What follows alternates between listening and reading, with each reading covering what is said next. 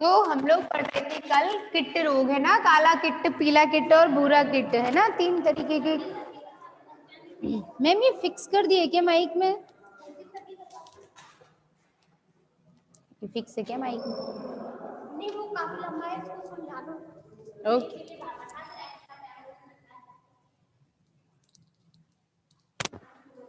ठीक है। तो आगे हम बात करेंगे आज क्या, पक्सीनिया की। ठीक है, तो पक्सीनिया क्या करता है, जो गेहूं का पौधा है ना, कुछ जिंदगी का हिस्सा तो कहाँ पूरा करेगा वो पक्सीनिया अपना। अब से ठीक, कुछ जिंदगी का हिस्सा तो पूरा करेगा गेहूं के पेड़ के ऊपर, है ना, और बाकी का हिस्सा जो है वो कहाँ पूरा करेगा, वो बारबेरिस की झाड़ी के ऊपर। ठीक है ना, पक्सीनिया ग्रैमिनिस पढ़ रहे हैं हम लोग। ग्रैमिनिस का मतलब क्या होता है? ग्रैमिनिस का मतलब होता है अपना ग्रामीणी कुल में जो रोग उत्पन्न करेगा, और ग्रामीणी कुल में रोग उत्पन्न करेगा तो ग्रामीणी कौन सा, गेहूं बाजरा ये पौधे आते हैं, तो ज्यादातर गेहूं में। ठीक है ना, हाँ ठीक है भाई, गुड मॉर्निंग।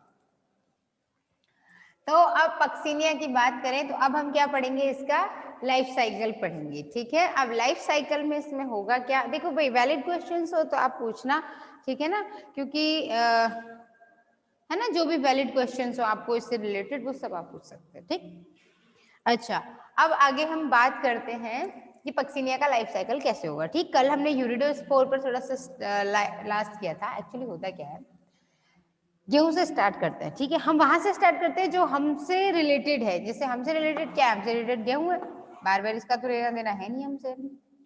ठीक, तो गेहूं में ये लो साहब, ये गेहूं का, ठीक है, पत्तियां मुझे पता है थोड़ी खराब सी बनी है जी, ठीक है।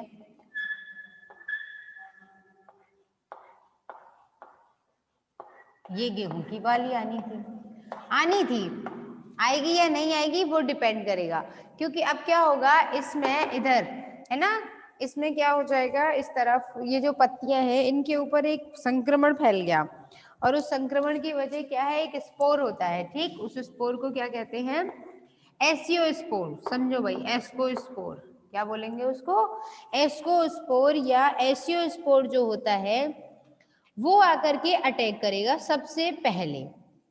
ठीक, उसे उसके निर्माण जो होगा वो किसके अंदर होगा, एक संरचना होती है कप जैसी, उसे कहते हैं एसिडियम। तो एसिडियम के अंदर बना तो उसे बोलते हैं एसिडियो बीजाणु।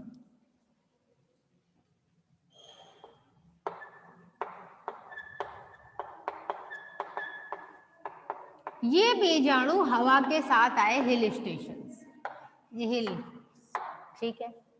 अब यहां से आने के बाद ये पत्ती के ऊपर फैल गए, पत्ती के ऊपर फैलने के बाद क्या होगा, इस पत्ती के अंदर यहाँ क्या है, ये कोशिकाएं हैं।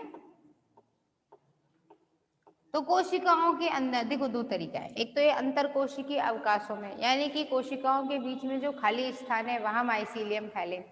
दूसरा तरीका ये है कि कोशिकाओं को भेदते हुए ये फैल जाए, तो ये भेदते हुए फैल जाता है ऐसे, तो उसे बोलते हैं आंतर कोशिकीय। कहाँ से जाएगा एसिडियोस्पोर, रंध्र, बीजा, यहाँ रंध्र है ना, रंध्र मतलब पत्ती के अंदर जो स्ट्रोमेटा होते हैं वहां से गया अंदर, फैल गया, मतलब अंकुरित होगा। अंकुरित होने के बाद जब माइसिक अंकुरित होकर के ये अब बोला जाएगा क्या, यूरिडो बीजाणु। क्या बोला जाएगा, यूरिडो बीजाणु। और देखो भाई संक्रमण किसने किया, एसिडियो बीजाणु ने। यूरिडो बीजाणु जो हमने कल पढ़ा उसमें क्या है, वृंत जैसी संरचना होती है, गोलाकार होगा, द्विकेंद्र की होगा, दो भित्ति होंगी, बाह्यचोल एक अंतःचोल। बाह्यचोल और अंतःचोल में कुछ जगह ऐसी भी होंगी जहां पर बाह्यचोल नहीं होगा, जहां बाह्यचोल नहीं होगा उस जगह पर छिद्र होगा, उस छिद्र को क्या कहते हैं, जनन छिद्र। क्या बोलेंगे, जनन छिद्र। अब ये यहाँ से जाएगा और फिर हवा के द्वारा किसी दूसरी पत्ती पर जाकर के फैल गया, उस नए पौधे को फिर ये क्या करेगा, संक्रमित आगे जाकर के अपना अंकुरित होगा, मतलब किसी दूसरे गेहूं के पौधे की पत्ती के रंध्र की सहायता से पत्ती में अंदर जाएगा, अंदर जाकर के वो वहां पे अपना कवक जाल बनाएगा, और कवक जाल बनाने के बाद विशेष संरचनाएं बनाएगा। ठीक है, अब कैसे होगा आगे, यूरिडोस्पोर क्या करता है, नए और पौधों को बर्बाद करना शुरू कर देता है। ठीक है, इन पौधों के ऊपर लक्षण क्या होंगे, इस पौधे की पत्ती के ऊपर ऐसे धारियां या फफोले जैसे दिखाई देते हैं। दो स्थितियां, ठीक है, या तो फफोले दिखाई देंगे या धारियां दिखाई देंगी। तो फफोलों को क्या कहते हैं, पोस्ट्यूल्स। क्या कहते हैं, पोस्ट्यूल्स या फफोले, या उसी को कहते हैं कौन सा रोग पढ़ रहे हैं हम, रस्ट पढ़ रहे हैं, अंग्रेजी में कहते हैं, और हिंदी में क्या कहते हैं इसे, किट। ठीक है, किट रोग हो गया। अब क्या होगा आगे, अब इसमें आगे जब ये फैल जाएगा तो तने के ऊपर भी धारियां बन जाएंगी। जब धारियां बन गई तो हरा रंग तो गायब हो गया, मतलब प्रकाश संश्लेषण के लिए तो क्षमता बची नहीं। अब पत्तियों में प्रकाश संश्लेषण की क्षमता नहीं बनी, ज्यादा उग्र प्रदर्शन कर दिया इसने, ज्यादा संक्रमण कर दिया, तो ये जो बाली है यहाँ पर भी बुरादा चूरन जैसा बन जाएगा काले रंग का। तो बाली में दाने तो आए नहीं, दाना नहीं आया तो फसल बर्बाद। अब इसमें एक विशेष प्रकार की, अब ये आगे जाकर के क्या करेगा, यहाँ खाया पिया रहा, क्यों, जिससे प्रजनन कर सके। ठीक है, यहाँ रह करके ये माइसीलियम में से ऐसे विशेष संरचना बनाएगा। ठीक, और विशेष संरचना के बाद ये एक विशेष प्रकार के काले रंग के, ठीक है, देखो भाई बताते हैं एक बात और, इसकी जो संरचना बनी ना ऐसे बनेगी वो कप जैसी, और कप के अंदर यहाँ संरचना बनेगी। जब कप के अंदर ये संरचना बनी और ये कप जो है इसे बोलते हैं, ये क्या है, धारण कर रहा है ना, तो यहाँ धारण करने वाले को सोराई बोलते हैं। क्या बोलते हैं, सोराई। और एक होगा ये अकेला, ग्रुप हो गया तो सोराई है ना, वैसे होता क्या है, एक अकेला होगा तो सोरस। देखो ऐसी बहुत सारी बन गई ना, ये सोराई हो गई, एक अकेला कप जैसा था तो सोरस, यानी धारण करेगा किसको, यहाँ बीजाणु है तो उन्हें, ये जो बीजाणु होते हैं ये काले रंग के होते हैं और द्विकेंद्रकी ऐसे होते हैं। ठीक है, और इसके चारों तरफ क्या होगा, मोटी भित्ति होगी। मोटी भित्ति क्यों होगी, क्योंकि इसे अब जमीन में गिरना है, और जमीन में गिर करके पड़ा रहेगा साल 6 महीने तक। ठीक, और पड़े रहने के बाद ये क्या करेगा, क्योंकि ये अब किसी और को भेद नहीं सकता, ये कहीं और अंकुरित नहीं हो सकता है, तो इस स्पोर को बोलते हैं टेल्यूटोस्पोर। देखो भाई एक बात याद रखना,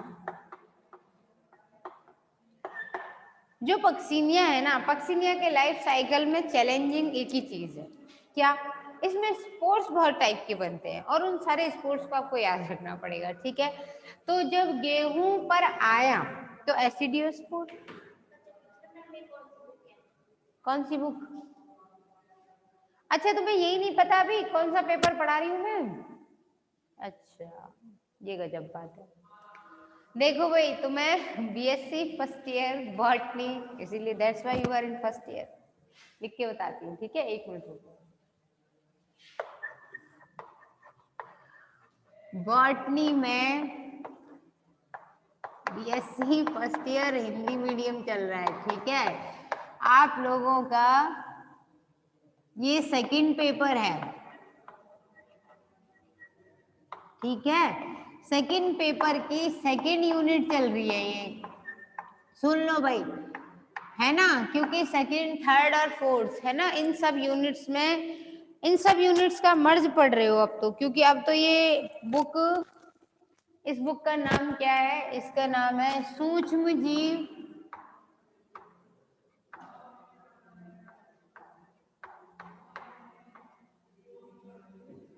कवक विज्ञान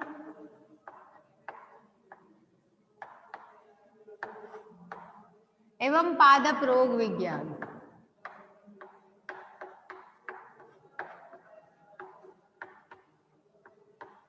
ये वैसे मैंने इंट्रो तीसरी बार दे रही हूँ मैं इसका।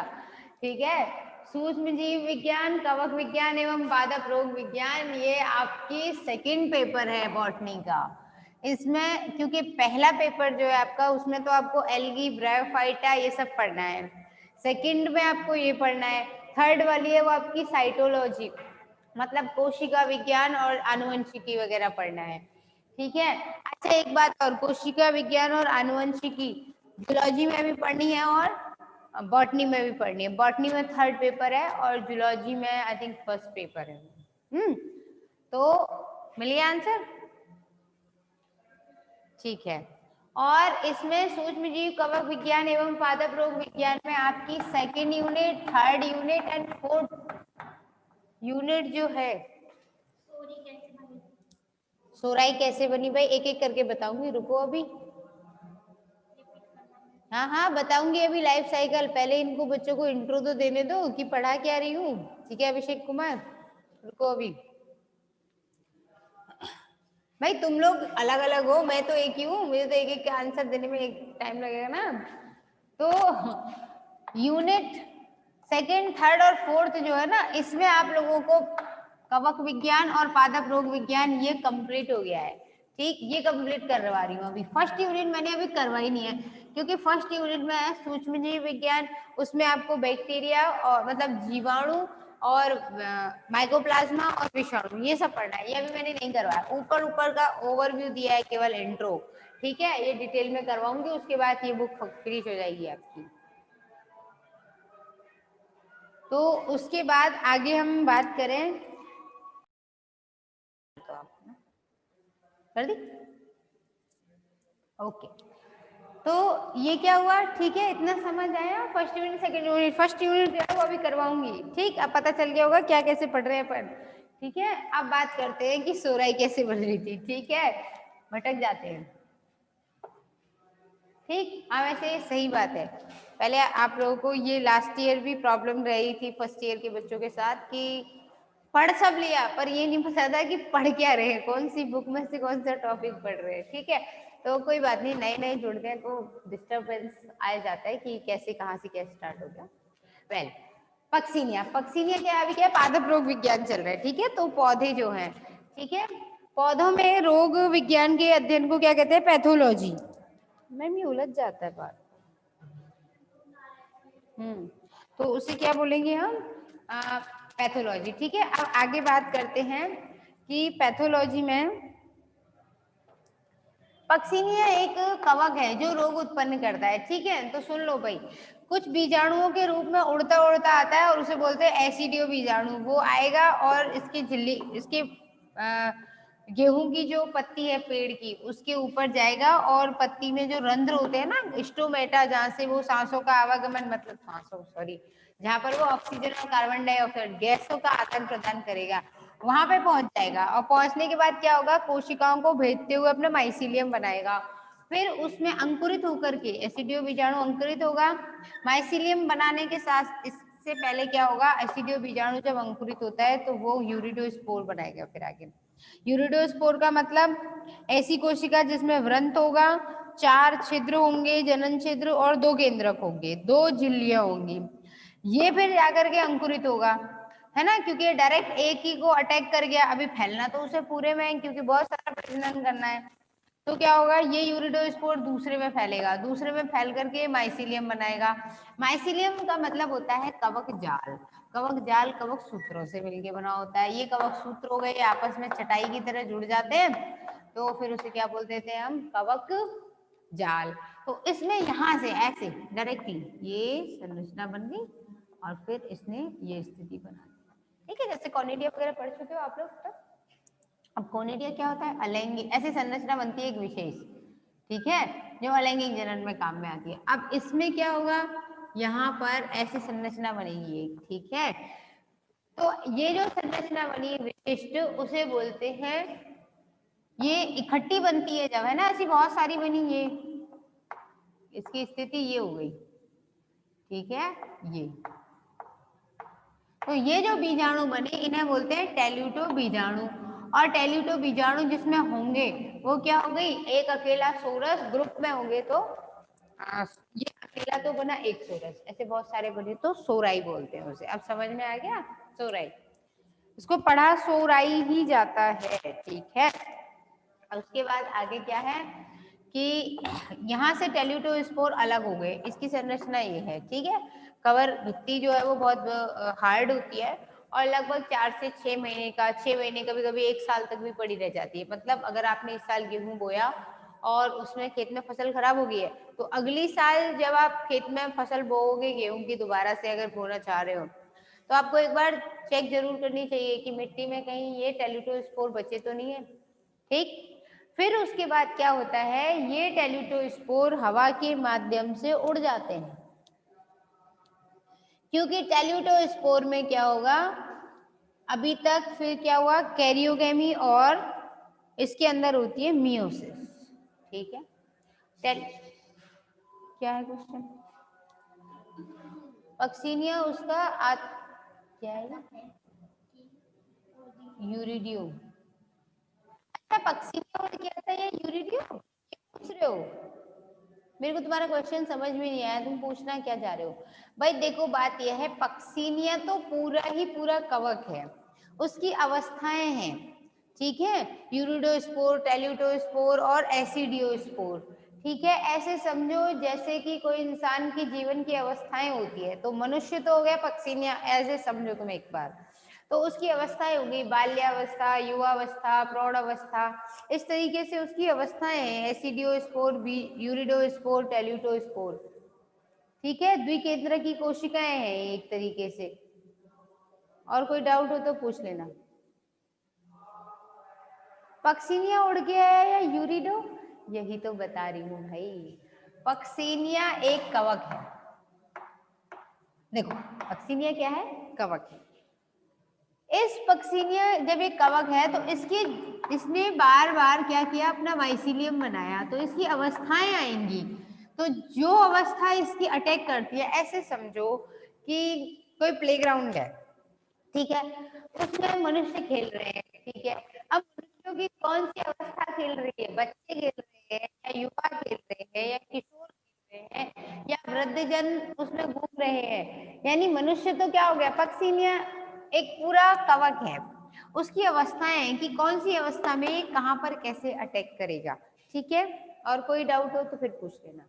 ठीक है, तो उड़ के कौन आया ये पूछ रहे हो, एसिडियो बीजाणु उड़ के आया। एसिडियो बीजाणु अवस्था में पक्सीनिया आया, पक्सीनिया की अवस्था है एसिडियो बीजाणु।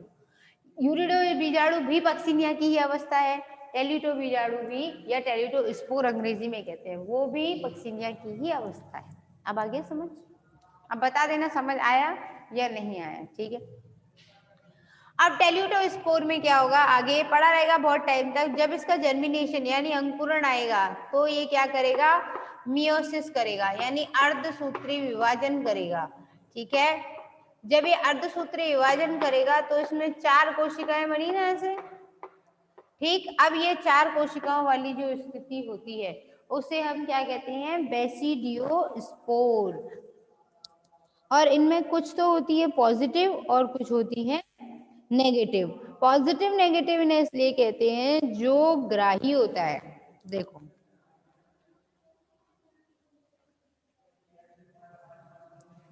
जीवाणु वगैरह में नर और मादा तो अलग अलग बता नहीं सकते हो आप, कवक में भी नहीं बता पाओगे ऐसे।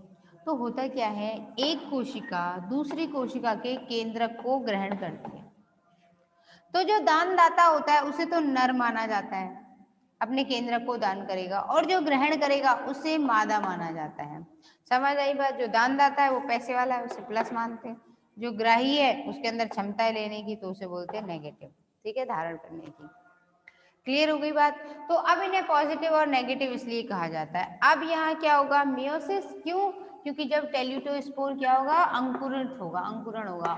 और अंकुरण भी कैसे होगा, ये टेल्यूटोस्पोर हवाओं के साथ हिल स्टेशन पर चला जाता है। कहाँ चला गया टेल्यूटोस्पोर? हवाओं के साथ ठंडी जगहों पर चला गया, हिमालय की तराई वाले एरिया में चला गया। वहां पर एक झाड़ी होती है, उस झाड़ी का नाम क्या है, बारबेरिस। इस झाड़ी का नाम क्या है, बारबेरिस। यहां पर जाकर के टेल्यूटोस्पोर, अब ये क्या बने थे, ये 4 बने ना, ये 2 पॉजिटिव 2 नेगेटिव, यानी 2 दान करने का काम करेंगे, 2 इसमें से ग्रहण करने का काम करेंगे। टेल्यूटोस्पोर जाकर के जर्मिनेट कहाँ होता है, देखो समझो इस बात को। टेल्यूटोस्पोर है, थोड़ा ब्रीफ बनाती हूँ उसको, ठीक है, जिससे आपको पूरा समझ आए, क्योंकि इसमें बहुत ज्यादा जगह घेर लेनी है, मुझे पता नहीं। ठीक है, और जब ये जगह ज्यादा घेरेगा तो यहाँ बोर्ड कम पड़ रहे हैं।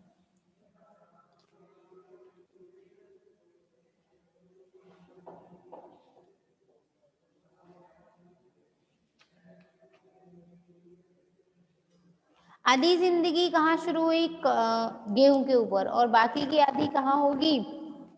बारबेरिस के ऊपर। ठीक है, तो अब तक हमने टेल्यूडोस्पोर तक की कहानी पढ़ ली। देखो भाई, मार्च अप्रैल में हमारे यहाँ क्या होता है, हमारे देश में मार्च अप्रैल के महीने में गेहूं की फसल की कटाई पूरी हो जाती है।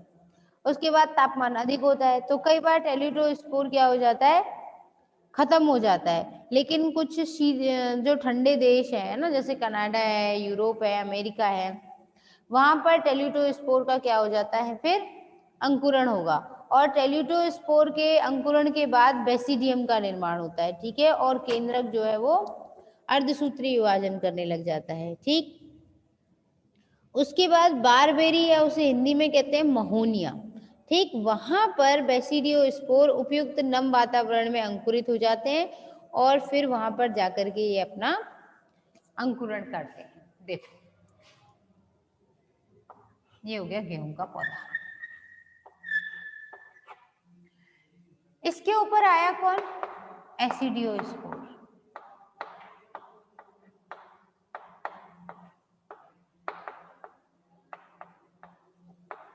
द्विकेंद्र की अवस्था आकर के यहाँ फैला, यहाँ फैल करके इसने क्या बनाया, यहीं पर यूरिडियोस्पोर।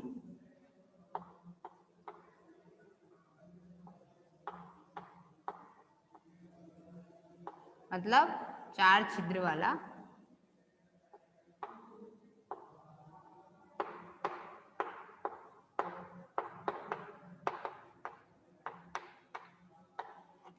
यूरिडियो बीजाणु ने क्या किया, दूसरे बाकी के जो गेहूं के पौधे थे उन पर अटैक कर दिया, उनको खराब कर दिया।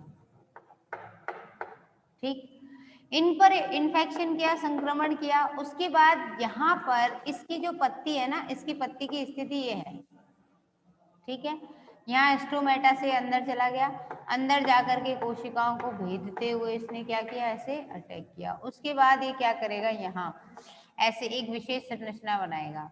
ठीक है, इस संरचना को क्या बोलेंगे, सोराई। सोराई के अंदर यहाँ स्पोर बनेंगे, 2-3 प्रकार के स्पोर बनते हैं, यानी बीजाणु बनते हैं। ठीक है, इसमें पूरी।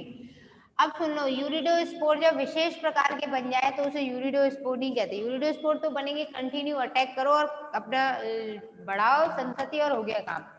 लेकिन जो विशेष प्रकार के बनते हैं उन्हें बोलते हैं टेल्यूटो बीजाणु। वो गिर जाएंगे यहाँ से, और गिरने के बाद उनकी स्थिति ये है।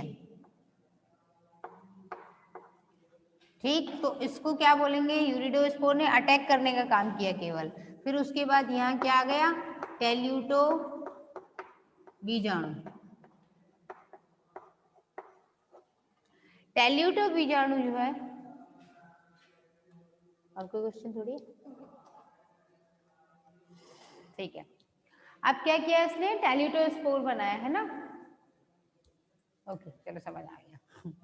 अब टेल्यूटोस्पोर की बात करें तो ये टेल्यूटोस्पोर आगे क्या करेगा, अंकुरित होगा, है ना। गर्मी ज्यादा पड़ेगी तो ये मर जाता है, मृत अवस्था हो जाती है। लेकिन अगर पानी वानी मिल गया तो ये फिर से एक्टिव हो जाता है, अंकुरित होगा। अंकुरित होने के बाद टेल्यूटोस्पोर जमीन में ही अंकुरित हो जाता है, और अंकुरित होकर के क्या करेगा, 2 केंद्रक थे ना, 2 केंद्रक थे। अब ये 2 केंद्रकों में क्या होगा, आपस में यहाँ 2 कोशिकीय अवस्था थी, 2 अलग अलग कोशिकाएं चल रही थी अब तक, तो जितनी भी चल रही थी, है ना। तो यहाँ पे क्या करेगा, ये केंद्रक जो है अर्धसूत्री विभाजन करेगा, एक संरचना बनेगी, उसे बोलेंगे बेसिडियम। और बेसिडियम के अंदर जो केंद्रक विभाजन होगा वो कैसा होगा, अर्धसूत्री। या अर्धसूत्री को क्या कहते हैं, मियोसिस। ठीक है, तो मियोसिस के बाद क्या होगा, इसमें 4 केंद्रक बनेंगे,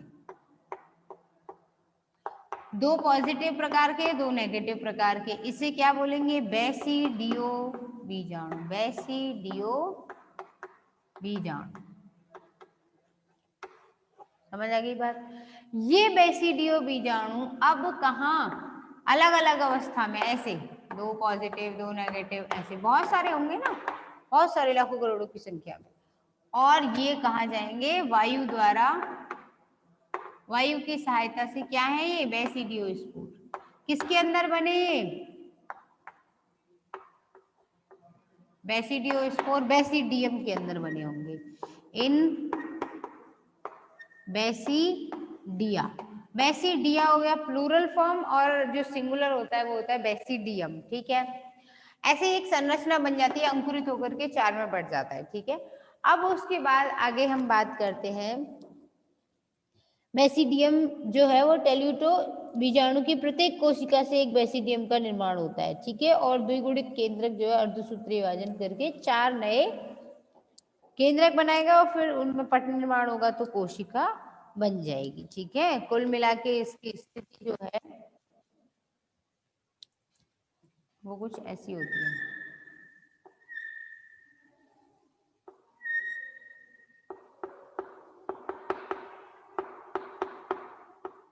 कुछ ऐसी स्थिति हो जाती है इसकी। ठीक है, ये अलग अलग बनी ना बहुत सारी। अच्छा, काफी सारी बनेंगी। उसके बाद क्या होगा, एक एक में ऐसे बनी है ना, तो कितने सारे बनेंगे। ठीक, 4 बने। अब ये जाएंगे कहाँ, बारबेरिस की झाड़ी के ऊपर।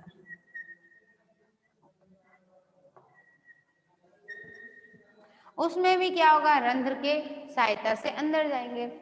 अंदर जाकर के ये अंतः कोशिकीय कवक जाल बनाएंगे, पटयुक्त हैं और एक केंद्र की है। ठीक है, कवक जाल पत्ती की ऊपरी सतह पर बनेगा और ऊपरी सतह पर एक संरचना बनाते हैं, उसे बोलते हैं पिक्निडियम।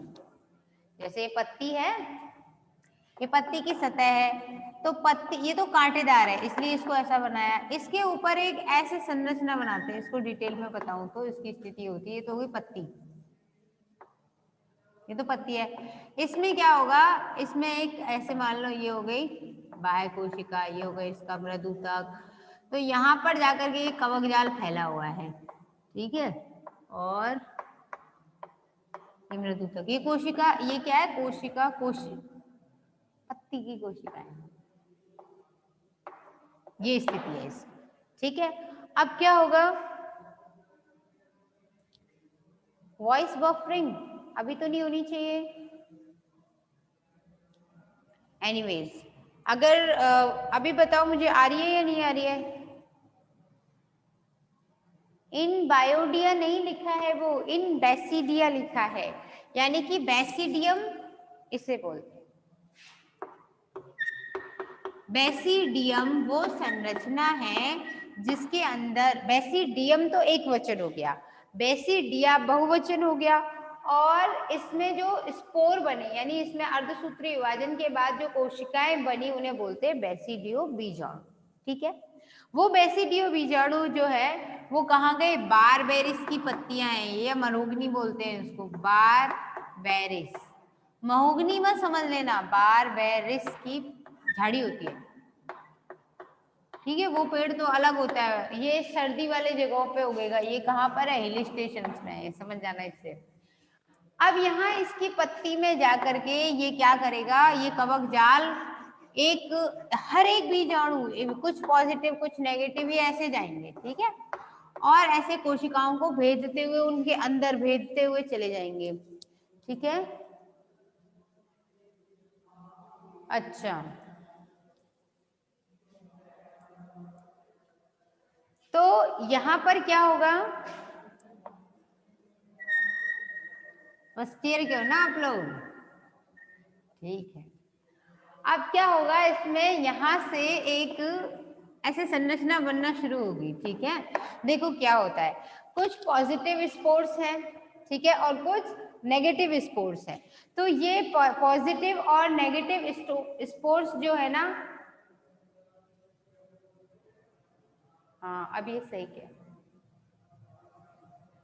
जब ये पॉजिटिव एंड नेगेटिव स्पोर्स हैं तो ये अलग अलग माइसिलियम बनाएगा, कुछ ये बनाएगा, कुछ ये बनाएगा। उसके बाद क्या होता है, इस पत्ती के ऊपर एक मकरंद अवस्था आ जाए, इसे बोलते हैं पिक्निडियम।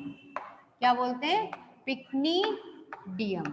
ठीक है, देखो पिक्निडियम उस संरचना का नाम है। ठीक है, अच्छा रनिंग आउट ऑफ टाइम। ठीक है, देखो भाई मैं कंटिन्यू बढ़ा रही हूँ, लेकिन अगर इसमें ना सिस्टम में थोड़ा प्रॉब्लम है, अगर ये अचानक से बंद हो जाए तो क्लास अभी आपकी खत्म हुई नहीं है। ठीक है ना, क्योंकि अभी रिजॉइनिंग का टाइम हो गया। ठीक है, आप लोग रिजॉइन कर दीजिए। ठीक,